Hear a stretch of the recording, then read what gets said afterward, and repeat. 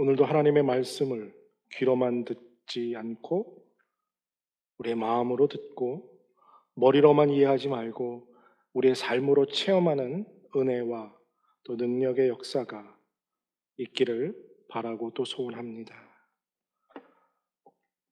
여러분들 앞에 쪽에 십자가 보면 아직도 부활절이라고 표시되어 있고 부활의 분위기를 계속해서 이어가고 있는데, 지난 한 주간 부활의 기쁨으로 감사와 기쁨이 넘치는 삶을 사셨습니까?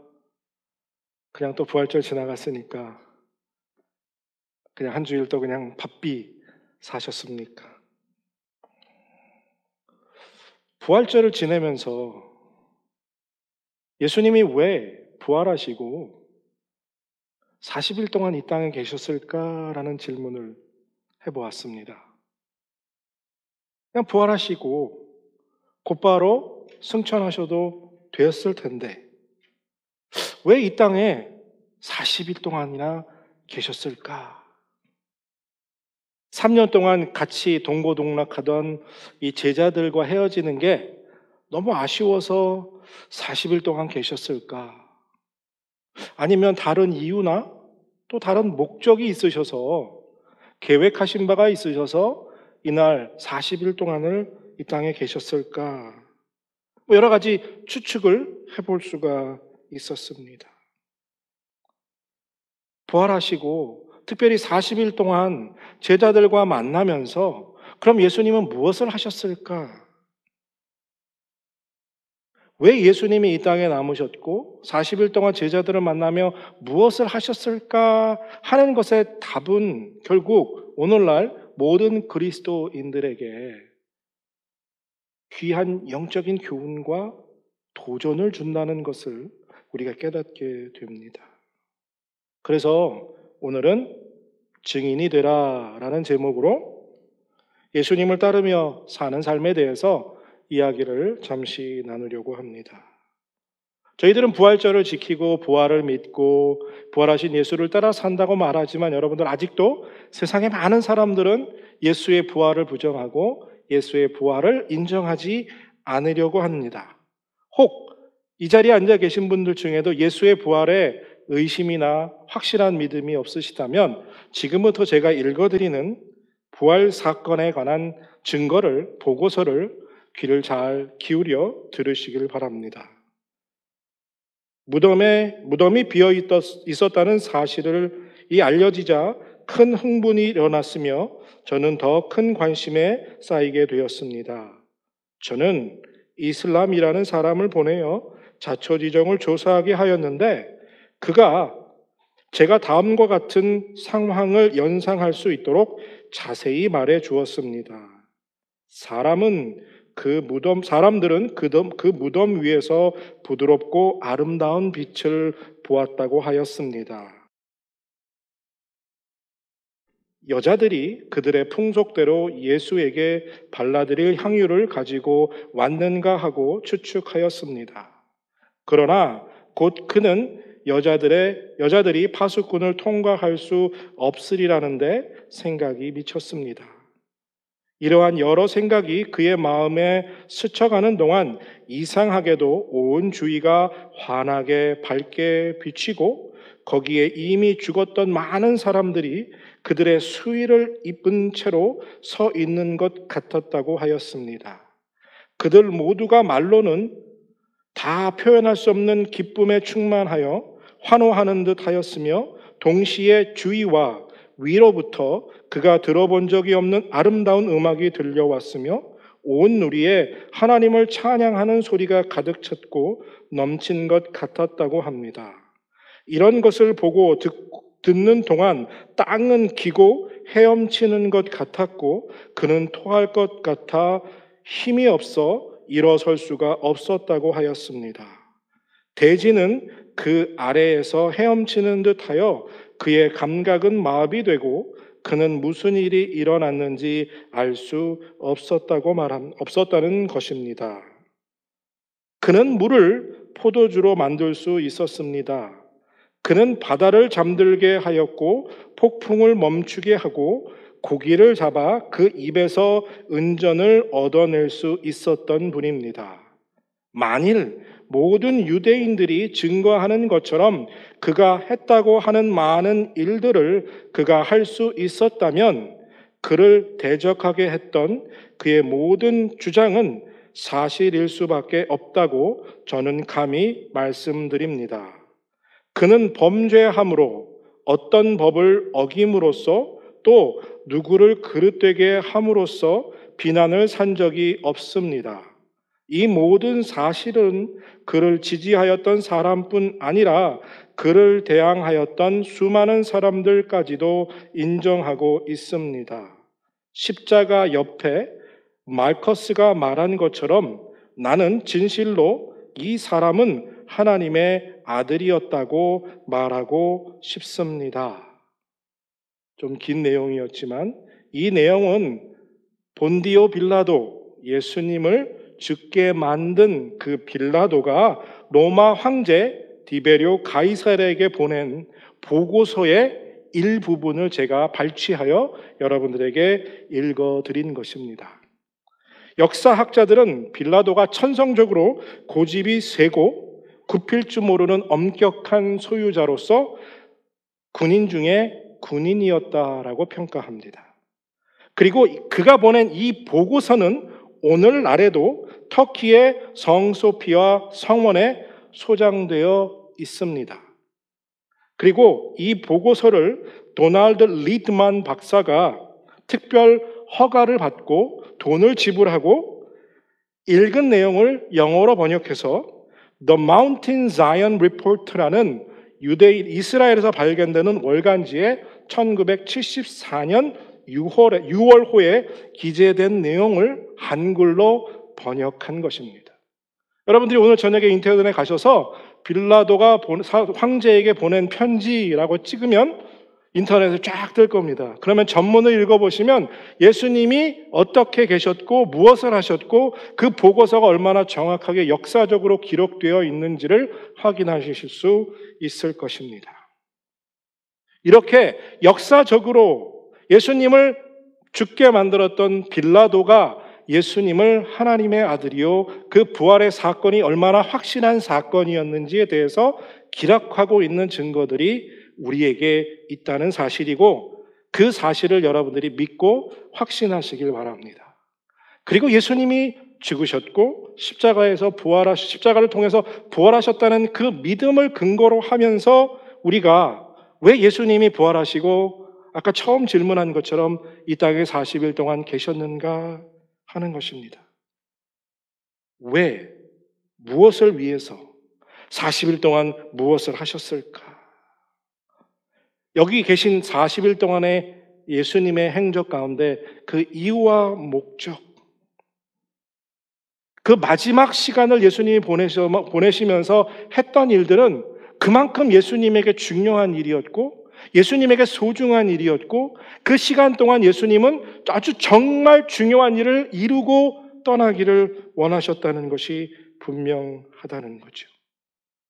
무엇을 하셨을까 하는 그 힌트가 제자들의 모습 속에서 저희들은 발견해 볼 수 있습니다.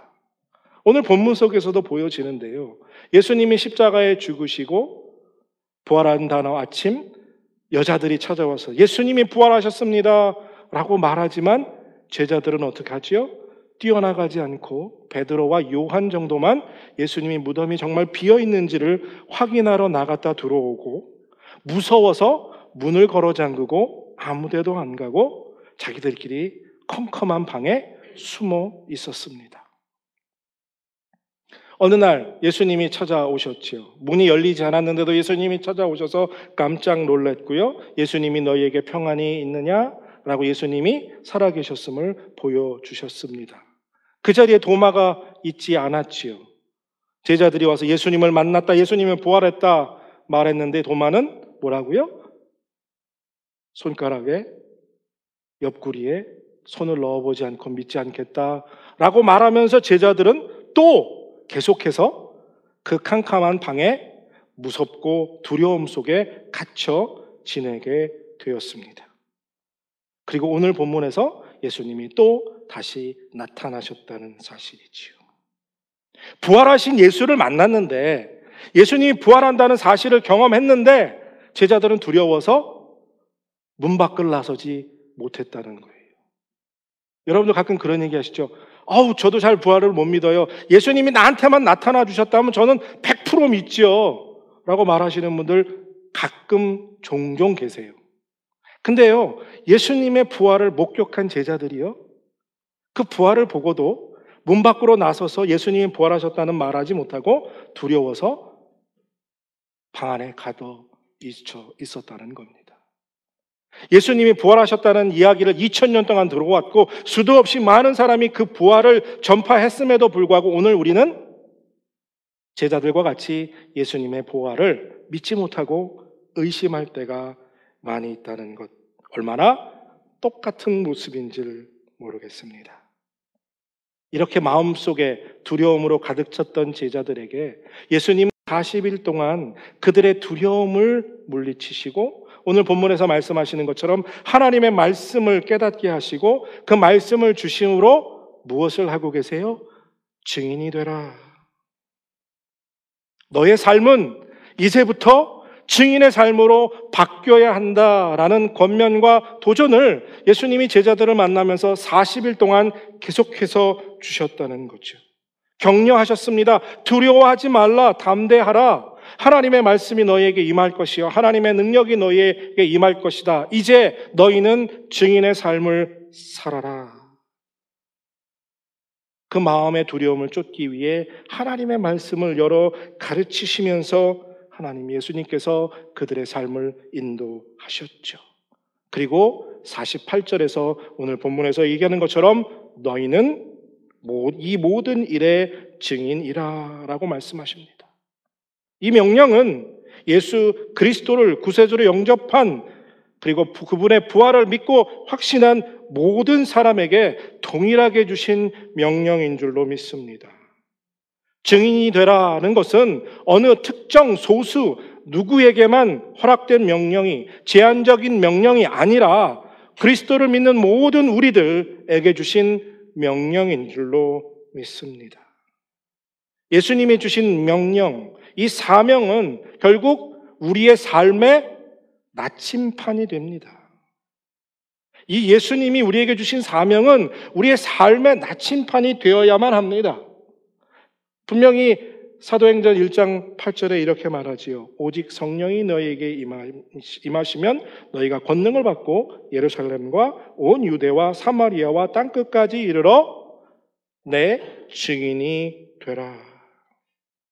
이 땅끝까지 내 증인이 되라라는 명령으로 교회가 시작되었고 수도 없이 많은 사람들이 증인이 되었고 또 다른 증인을 낳았고 그 증인이 또 다른 증인을 만들어내어서 2000년이 지난 오늘 우리도 어느 누군가 증인을 통해서 예수 그리스도를 만났고 그리고 오늘 우리도 증인의 삶을 살아가고 있는 줄로 믿습니다. 땅끝까지 증인이 되라 라는 이 예수님의 명령은 우리의 삶이 어떻게 살아가야 하는지에 대한 분명한 좌표, 이정표를 제시해 준다는 거죠. 여러분들 다 알고 계시지 않습니까? 나침판. 우리가 다 잘 알고 있는 것처럼 항상 북쪽을 향해 있지요. 그래서 길을 찾아갈 때 어디로 가야 할지를 가르쳐주고 안내하고 길을 잃지 않게 해주는 게 바로 저 나침판의 역할입니다. 하나님이 우리에게 주신 사명, 우리가 예수님의 제자로 이 땅을 살아가면서 최선을 다해 살아가지만 길을 잃고 어디로 갈지 갈팡질팡 길을 잃어버릴 경우가 참 많이 있다는 거죠. 세상 살다 보면 참 많은 사건, 사고들이 우리의 삶에 일어나지 않습니까? 내 욕심, 세상의 유혹, 내 가족의 죽음, 사업의 실패, 가정의 아픔, 여러 가지 많은 아픔과 좌절과 상처들이 뒤죽박죽 섞여 내가 걸어가야 할 길을 잃어버리게 만드는 경우가 우리 인생에서 참 많이 있다는 거죠. 길을 잃고 어디로 가야 할지 모를 때, 눈앞에 아무것도 보이지 않고 캄캄한 그 시간, 우리에게 가야 할 길을 방향을 제시해 주시는 그 나침판의 역할이 무엇이냐? 예수님이 우리에게 명령하신 증인되는 삶. 이 사명이 우리가 어느 길로 어디로 가야 할지를 알려주는 그런 나침판의 역할을 한다는 거지요. 예수님의 증인이 되었다. 그 되어가는 삶이 매일매일의 삶 속에서 내가 왜, 어디서, 무엇을 어떻게 하며 살아야 하는지를 알려주고 확인시켜 주고 있다는 거죠. 우리가 왜 증인이 되어야 할까요? 왜 우리가 증인이 되어야 하느냐 하는 것은 아주 중요한 문제입니다. 왜 하나님은 우리에게 증인이 되라 명령하셨을까? 여러분은 생각해 보신 적 있습니까? 그 답의 본질은 바로 기독교는 하나님이 찾아오심으로 시작되었기 때문입니다. 세상의 모든 종교는 인간이 신을 찾아 나섭니다. 하지만 기독교의 본질은 하나님이 인간에게 찾아오심으로 시작되었다는 거예요. 사람이 하나님을 찾을 수 없었던 것입니다. 인간이 하나님을 찾은 게 아니고요. 인간은 죄인이었기 때문에 하나님을 찾을 수도, 하나님을 찾아 나설 수도, 하나님을 알 수도, 하나님을 믿을 수도 없었던 사람들입니다. 하나님이 우리에게 찾아오셨기 때문에 우리가 하나님을 알 수 있었고 하나님을 만날 수 있었다는 거죠. 그래서 하나님이 스스로 우리에게 찾아오셔서 사람이 되어 주셨기에 내가 아버지가 날 보낸 것처럼 내가 너희를 보낸다. 이것이 기독교의 본질이라는 거죠. 기독교는 찾아 나서는 삶을 살라 말씀하시는 거죠. 그래서 하나님이 이렇게 말씀하시잖아요. 창세기에 내가 널 만들었다. 내가 널 사랑한다. 비록 내가 죄를 지었지만 너를 구원할 거다. 나를 믿으면 영생을 얻게 해주겠다. 라고 2000년 전부터, 아니 4000년 전부터 선지자들을 통해 메시지를 전하셨고 결국 2000년 전에 예수님께서 이 땅에 직접 찾아오셔서 그 메시지를 십자가를 통해 이루어 주시고 확인해 주셨다는 거죠. 그리고 제자들에게 너희들이 본 것대로, 너희들이 체험한 그대로 하나님의 메시지, 하나님의 말씀을 나가 증언하라. 우리보다 먼저 누군가가 예수의 증인이 되었고 그 증인들이 아니었다면 오늘 우리가 예수를 알고 예수를 믿고 오늘 이 자리에 나와 하나님께 예배할 수 있었을까요? 우리보다 앞선 증인이 없었다면 오늘 우리도 예수를 모른 채 고통받으며 신음하며 그저 세상을 치열하게 살아가고 있을 수밖에 없었을 것입니다. 오늘 정말 너무나 많은 사람들이 세상에서 고통받고 예수를 모르며 살아가고 있다는 것. 예수를 모른 채 아픔과 고통 속에 신음하며 살아가고 있는 사람이 우리가 조금만 눈을 돌려보면 너무나 많다는 것 여러분들 기억하시길 바랍니다. 증인의 삶은 목격한 대로, 내가 만난 대로, 내가 아는 대로 증언하는 것입니다. 직접 체험했기 때문에, 직접 만났기 때문에 할 말이 있다는 거죠. 그리고 그 말에 힘이 있다는 겁니다. 여러분, 히브리 원어의 이 증인이란 뜻은 반복하다, 되풀이하다 라는 뜻을 가지고 있습니다. 즉, 같은 질문을 1000번 물어보아도 답은 같다는 거죠. 왜냐하면 그것이 사실이고 그것이 진실이고 그것이 내가 보고 경험한 사실이기에 예수님이 부활하셨다는 그 사실이 바뀌지 않게 된다는 거죠. 우리가 결코 변할 수 없는 사실과 진실을 말하는 증인이 되어야 한다는 것입니다. 근데 문제는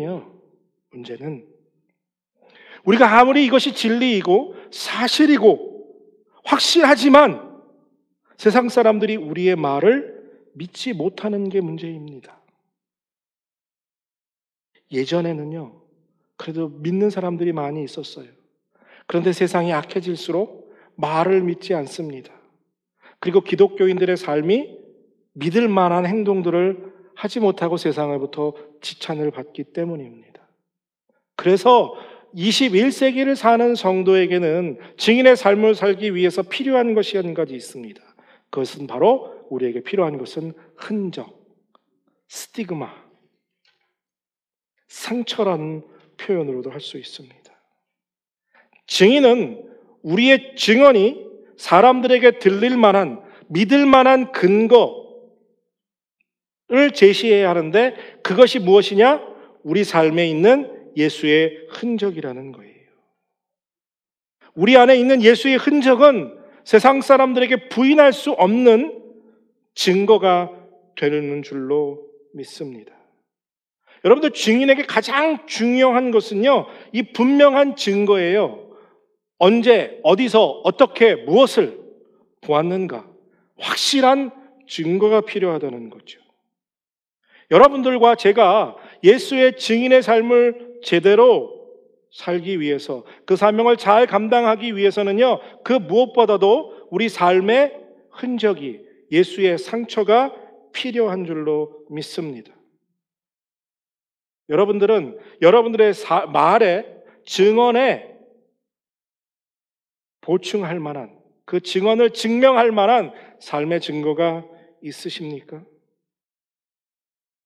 특별히 예수에 관해 증언할 때 정말 참 진리요, 그것이 사실이라는 정말 증명해낼 수 있는 여러분들의 삶의 체험과 또 하나님의 말씀의 깊이가 여러분들 삶에 있느냐 하는 것입니다.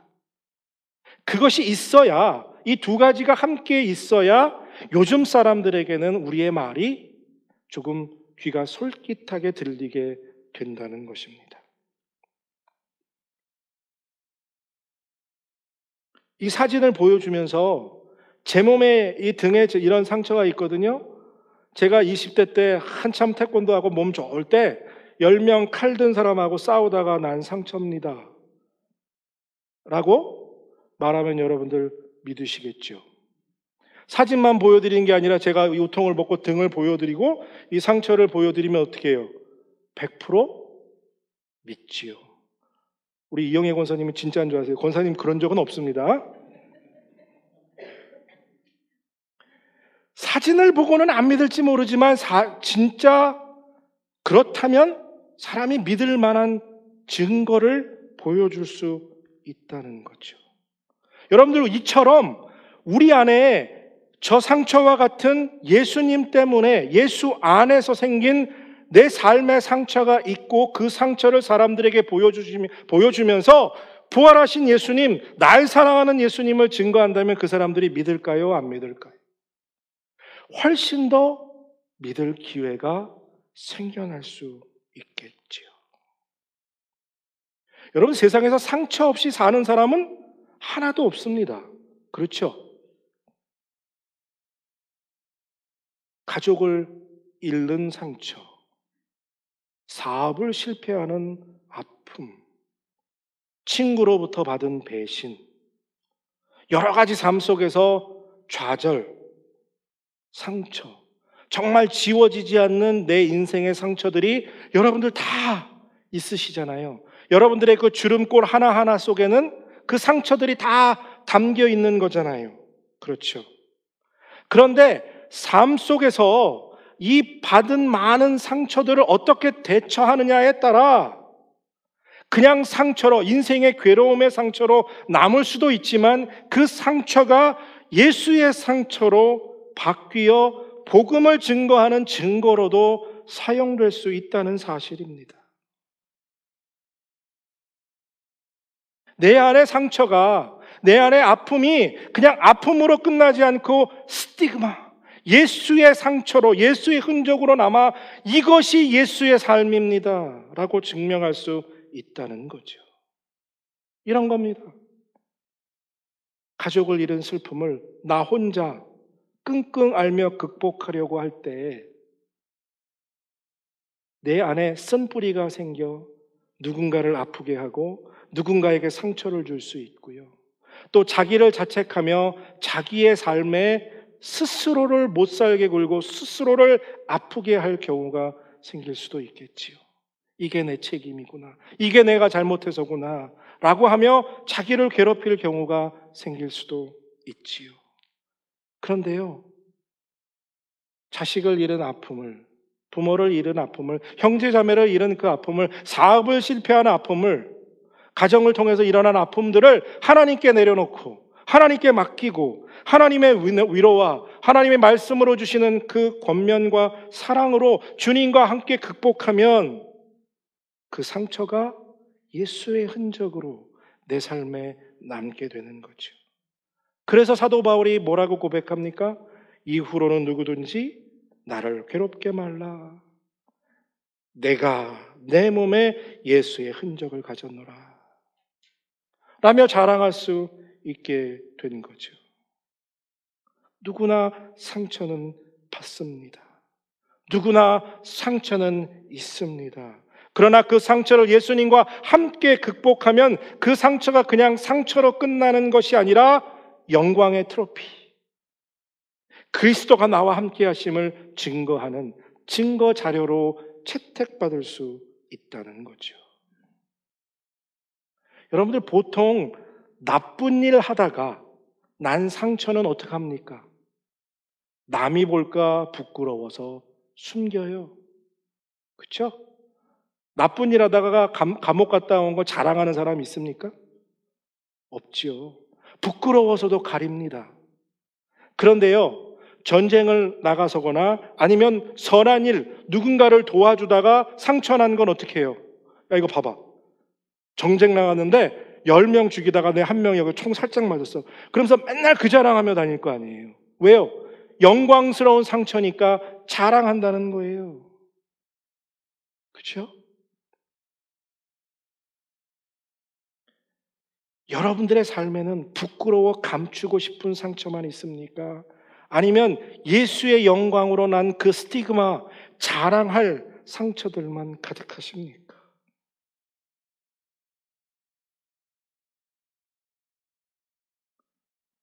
다윗이 이렇게 고백하지요. 내가 사망의 음침한 골짜기를 다닐지라도 해를 두려워하지 않을 것은 주께서 나와 함께 하심이라. 주의 지팡이가 막대기가 나를 안위하시나이다. 다윗이요, 사망의 음침한 골짜기에 떨어져 있었어요. 사울의 칼과 활에 죽음 앞에 서 있었어요.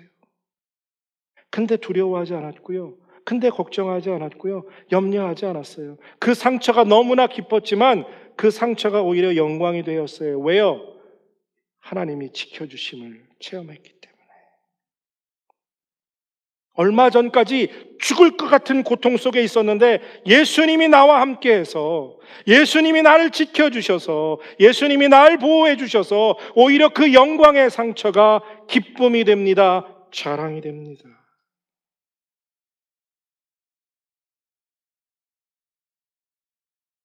지난 주간 26살 젊은 아이의 죽음의 장례를 집례했습니다. 그 부모들의 마음이 어떠했을까요? 그런데 그분들이 정말 예수를 믿고 그 아픔을 예수와 함께 통과하고 난다면 그 죽을 것 같은 아픔의 시간이 오히려 은혜가 되었고 하나님이 주시는 복이 되었고 기쁨이 되었습니다 라고 그가 고백한다면 그 옆에 주변 사람들이 당신이 만난 예수 나도 좀 만날 수 없을까요? 어떻게 하면 예수 만날 수 있을까요? 라고 그분에게 묻지 않겠습니까?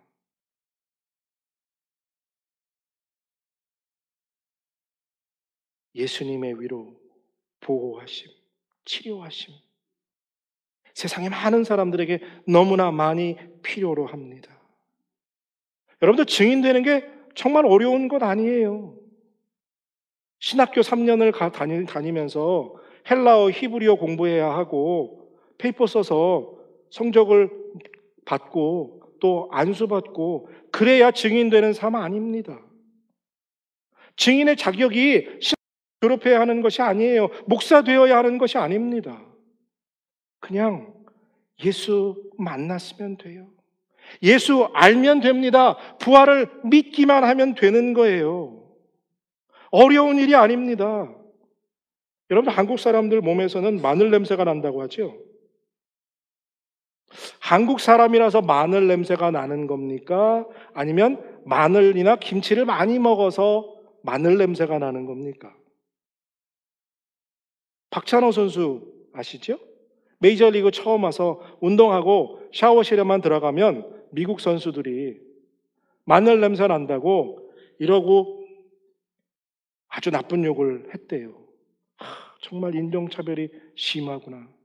너무 화가 나서 싸우진 못하고 김치, 마늘을 안 먹고 매일 햄버거, 피자, 햄버거, 피자, 햄버거, 피자. 니들 이 노린내가 얼마나 심한지 한번 맡아봐라. 6개월을 지나고 1년이 지나가도 그 선수들이 노랑내 난다고, 피자 냄새 난다고, 햄버거 냄새 난다고 컴플레인하는 사람이 아무도 없다라는 거예요. 마늘 먹으니까 몸에서 그냥 마늘 냄새 난 거고요. 햄버거 먹으니까 치즈 냄새 나는 거였어요. 무슨 얘기하는 거냐면요. 내가 뭘 많이 먹었느냐에 따라 내 몸에서 어떤 냄새가 나느냐는 거예요. 생선가게 가면 내 몸에 생선 비린내밖에 날 것 없죠. 세상의 것 먹으면 내 몸에서 세상의 것 냄새밖에 나지 않습니다. 세상 사람들은 세상 것 먹고 사니까요. 우리가 세상 것 아무리 같이 먹고 살면 우리의 향기를, 우리의 냄새를 알 수 없어요. 우리가 그 사람들에게서 다른 냄새가 나야 그들이 우리의 냄새를 맡게 됩니다. 우리가 예수 그리스도의 것으로 채워야, 하나님의 것을, 신령한 것을 먹어야 우리 몸에서 신령한 냄새가, 향기가 나게 됩니다. 그리고 그 향기가 날 때 그들은 우리를 주목하기 시작해요. 미국 친구들이 마늘 냄새 나는 박찬호 선수를 주목할 수밖에 없었던 것처럼 우리도 세상 것 먹고 살면요, 세상 사람들이 우리에게 주목하지 않고요, 우리의 말에 귀 기울이지 않습니다. 증인의 삶을 살 수가 없어요. 말로는 예수 부활하셨다, 예수님이 나의 주인이다, 내가 예수님 믿는 그리스도인들이다 라고 말하고 살고 있지만 냄새는 그 사람들과 다르지 않다면 그들이 우리의 말에 귀 기울여 줄까요?